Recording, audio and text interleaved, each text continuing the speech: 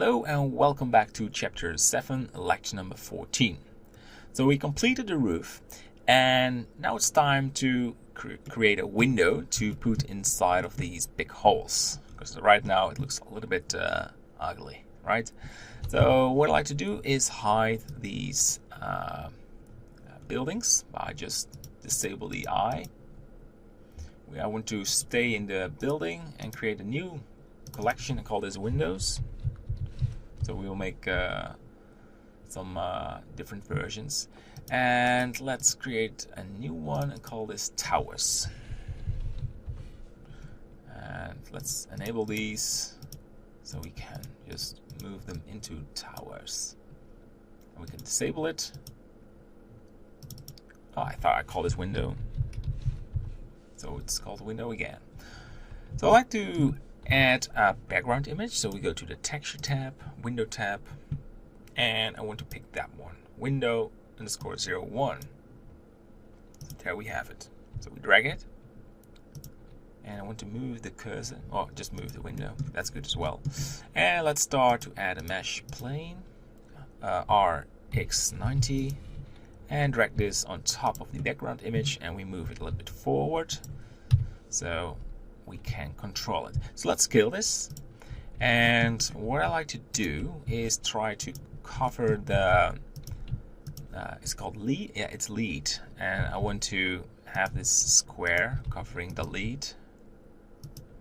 Yes, something like this. And we're going to add 3 edge lines and 3 on the horizontal as well. And we have to measure them a little bit, and double tapping G, Alt left mouse click, double tap the G key, and you can drag this. Alt left mouse click, double tap the G key. And for that one as well, and this one needs to be centered. We put one over there, and one on top, and one on the right, and on the bottom as well. So Alt left mouse click on this line, Control B, and split it. Same for these, Control B and Control B. Sort of annoying that you have this tab popping up. Alt left mouse click on this edge line, and we drag. Need to move this a little bit upwards. Oh, GY, GZ. Oh, that's not going well. GZ. Yeah, that's better. Alt left mouse click, Control B. That one looks good, solid. Alt left mouse click, Control B. And there we have the frame of the window. So go to solid view, go to the face selection mode, and I like to remove these from the window and delete the faces. Then we select Control L, the whole window, and we extrude it backward. So this is a very thick, maybe too thick. Pretty nice. Maybe a little bit thicker. Yeah. And I want to add these edge lines between the small windows. And we have done this before with the farmhouse, but this is a more medieval looking window, so we have to spend some extra time on it to make it looks very cool. Alright, so we have to select it again because we now want to fill it with a face. So first we remove it, and then we have to put it back. I don't see the logic, but it works, and that's all what counts. And that's it. And press F to fill it. And we want to have a sort of a bevel, so Control L, and just check if Control A rotation and scale is set. Control B, and we have to zoom in, so we won't have vertices merge in each other. I want 2 lines, 2 bevel lines, and it looks good to me. So I created a lot of depth, and maybe we can just adjust this a little bit. In my opinion, it's too much. GY, and drag this a little bit more to the front.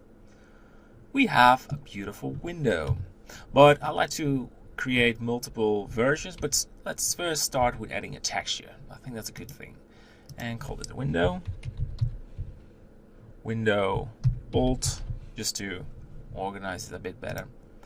And we're going to have an image texture, so using the same image texture as we use for the background image window, and there is our texture.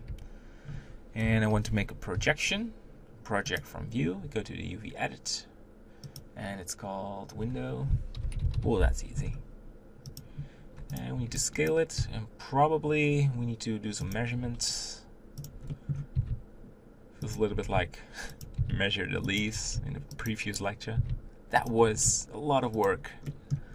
So the reason that I spent separated chapter on it for the leaves and the nature assets. Oh,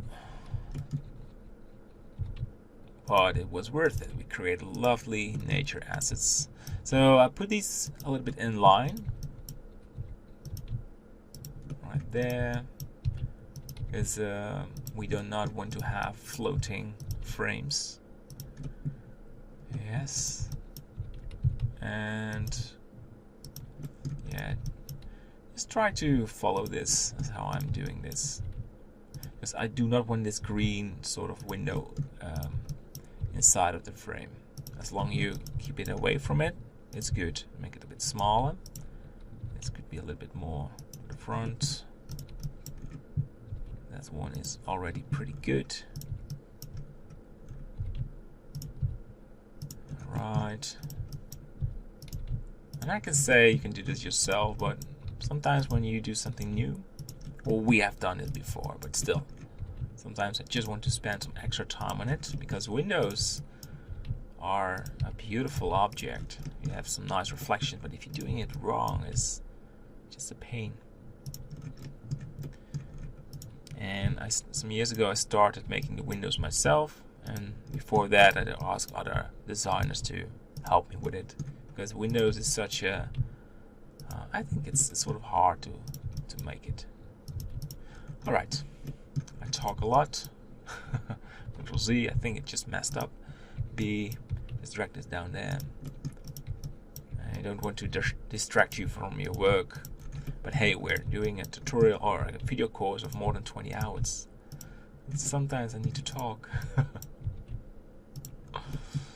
Yes, it's a lot of recordings. Doing a lot of things over and over and over till it's right. That's part of the job. Alright. So, let's take a look in the material preview. Okay, there is no material applied, so go to the shading tab. And we want to do some, of course we want to see the window. Let's hide the background image. Left click on the window, go to render. So we have visibility, Shift D, and we want to select the roughness. There you go. Non-colored data. Yeah. And duplicate it, add a vector normal map. And we have to select the normal. And use a very low value, because this is not a normal map from a scan. So 0.1 will be more than enough. Let's take a look. Yeah. Okay. So we have this window, and the time is we're out of time. So in the next lecture we will continue on making a frame and making some different sizes. So that's what we're going to do. Thanks for watching, and see you in the next lecture. Bye bye.